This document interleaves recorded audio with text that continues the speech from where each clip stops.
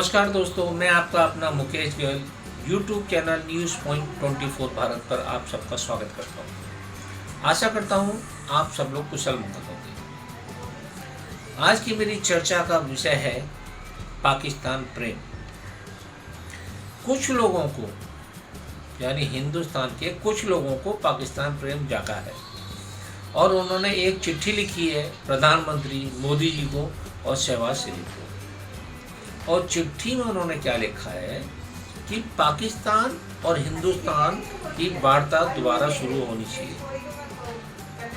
वार्ता यानी दोबारा शुरू होनी चाहिए, यानी लोगों का आदान प्रदान, लोग जो वहाँ के हॉस्पिटल चाहते हैं वो यहाँ के हॉस्पिटल को यूज़ करें, जो पानी चाहते हैं हम उनको पानी पिला दें, मिलिटेंट भेजें फिर वो हमको पीटें और हम कहें धन्यवाद जी आपने हमारे हिंदुस्तानियों को मार दिया, कोई बात नहीं आप बहुत अच्छे हैं।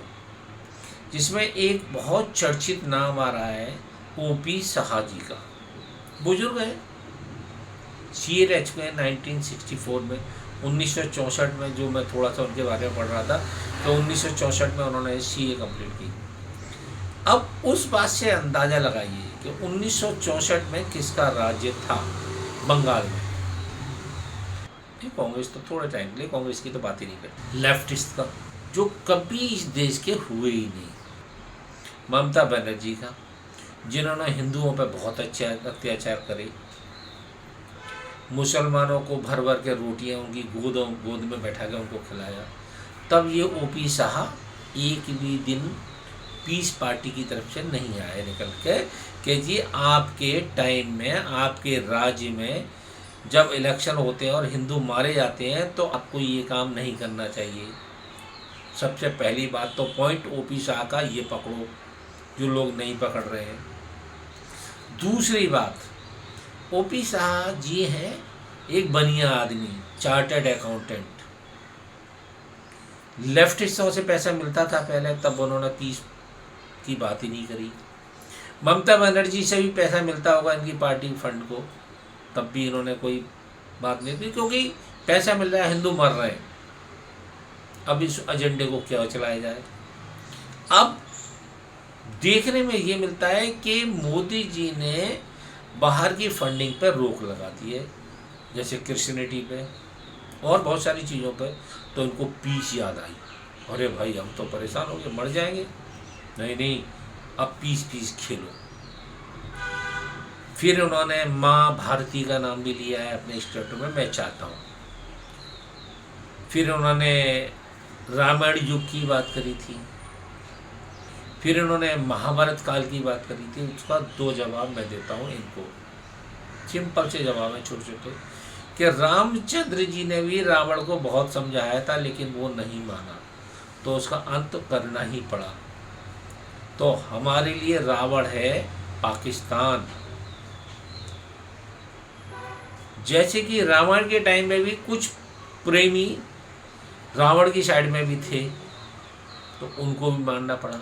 तो उनमें ओपी शाह जी और जो लोग आते हैं वो मुझे लगता है कि उस टाइम के ही पैदा हुए हैं, यानी पिछले जन्म में ये रहे होंगे।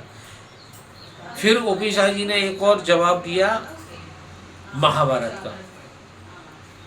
महाभारत में भी कृष्ण जी ने कही थी कि हमें 5 गांव दे दो, हम मान लेंगे, तो दुर्योधन ने नहीं मानी। उसी पॉइंट को अगर हम आगे बढ़ाते हैं तो पाकिस्तान का भी वही हाल है कि वो कहता है जी कि मैं तो तुमको कुछ नहीं दूंगा, मैं मारूंगा ही मारूंगा, मेरे पास एटम बम है, मैं आपके हाथ काट दूंगा, मैं आपके बंदों की धर्म पूज के हत्या करूंगा। और ये उनकी गलती नहीं है, ये उनकी गलती नहीं है। शाह साहब जी, मैं आपको थोड़ा सा समझा दूं, क्योंकि मैं आपसे उम्र में बहुत छोटा हूं, पर मैं ज्ञान दे दूं। उनके इस्लाम धर्म में यही सिखाया जाता है कि काफिरों को मारो। ये इस्लाम धर्म की पहली और आखिरी सीख है। और आप जैसे जयचंद हमारे देश में हैं, क्योंकि मुगलों ने भी हमारे पे अत्याचार किए, वो हमारे जयचंदों की खातिर ही किए। अब जयचंदों के खातिर आपने क्या कराया, उसमें 3-4 नाम, मैं 3-4 नहीं, मैं 2 ही नाम ले देता हूँ। एक तो वो कान कटी है, जो हमेशा कम में यूँ डाल के रखती है, हमारे यहाँ बोलना नहीं चाहिए, लेकिन उसके कान कटे हुए हैं, जो कि मेरे को किसी ने बताया था, मुझे नहीं पता वो, पर उससे मैंने कभी कान खोले वो देखे नहीं, उसके कान कटे हुए हैं। कहते हैं उसके आदमी ने उसके कान काट दिए थे।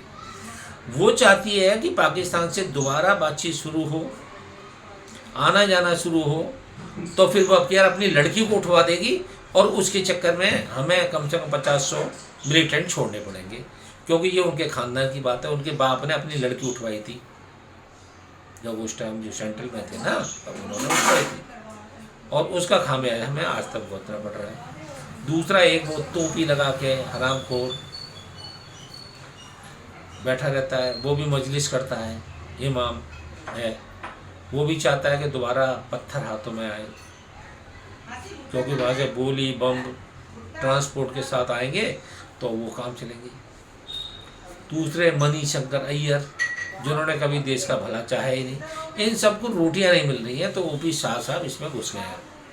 शाह साहब की रोटी खुद बंद है, इसलिए खुद आ गए। उनके 2 बेटे हैं, जो मैंने उनको थोड़ा सा मैंने रिसर्च करी में, ये है क्या चक्कर, ये ओपी शाह की बीमारी आई कहाँ से। अब मैं ओपी शाह जी को एक ज्ञान दूंगा, ज्ञान की मतलब एक मशवरा दूंगा कि आप अपने बेटों को पहलगांव भेजो, और आतंकवादी आते को बोलो कि मेरे बेटों को गोली मार। जब आपके बेटे को गोली मारी जाएगी, जब वो मरेगा, और जब उसकी डेड बॉडी कलकत्ता पहुंचेगी, फिर हम आपसे पूछेंगे 1 हफ्ते बाद, पहले शोक जताने आएंगे, सॉरी सर आपका बेटा चला गया। फिर हम पूछेंगे क्या आप अब भी पाकिस्तान से पीस की बात करेंगे। यानी कहने में और करने में बहुत अंतर होता है शाह साहब। ये धर्म ज्ञान की बातें बहुत अच्छी लगती हैं। हम अभी तक इसलिए परेशान थे कि हमने अपने देवी देवताओं की तरफ ढंग से देखा ही नहीं। आप तो जिस जगह रहते हैं वह काली माता है, आपको काली माता की तलवार नजर नहीं आती, आपकी दुर्गा माता का त्रिशूल नजर नहीं आता, रामचंद्र जी के धनुष बाण नजर नहीं आते, कृष्ण जी का सुदर्शन चक्र नजर नहीं आता। कुछ तो शर्म करो। इस देश को और कितना खोखला बनाओगे, कितना खाओगे। आप जैसों के चक्कर में जंतर मंतर पर कुछ मक्कार बैठे हुए हैं, जो टोपी लगा लगा के खाना बांट रहे हैं। ये सब देश के दुश्मन हैं।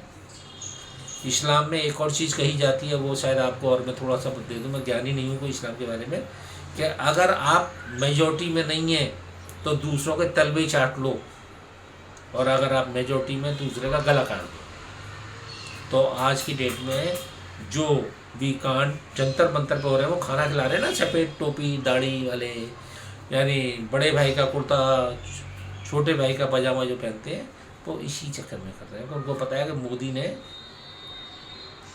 ईश्वर से मैं तो करूँगा आपके बच्चों को कुछ ना हो। जिस दिन आपके बच्चों को कुछ हो जाएगा, उस दिन हम आपसे पूछेंगे कि ये पीस क्या होता है। क्योंकि आपने जब हिंदू मारे गए थे ममता बनर्जी के जो पिछले चुनाव में, तब आपने एक भी दिन पीस की बात नहीं करी थी ममता बनर्जी को। आशा करता हूँ ये मेरी कड़वी बातें ओपी शाह को पसंद आएंगी। नमस्कार, जय हिंद, वंदे मातरम।